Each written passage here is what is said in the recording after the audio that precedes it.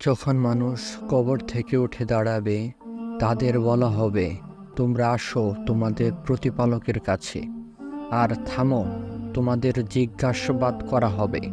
তখন সকল মানুষ হতাশায় আতঙ্কিত হয়ে পড়বে। পরাক্রমশালী এক অদ্বিতীয় প্রভুর সামনে সকলের মাথা নত করে দিবে। তারা সেদিন এ আহ্বানে সাড়া দিতে দৌড়াদৌড়ি আরম্ভ করে দেবে।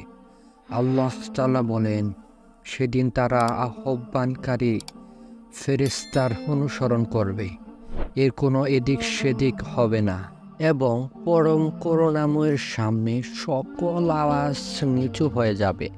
তাই মৃদু আওয়াজ ছাড়া তুমি কিছুই শুনতে পাবে না। সূরা তহা আয়াত 108।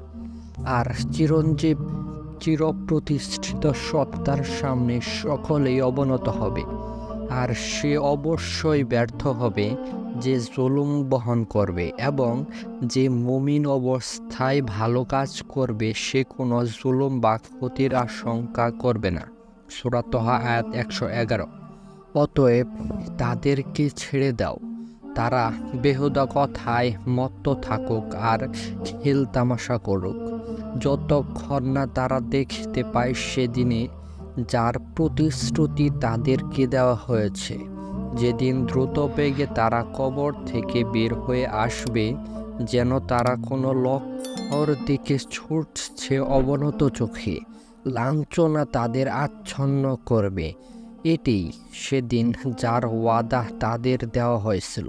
সূরা আল মারিজ আয়াত 40 এবং 44।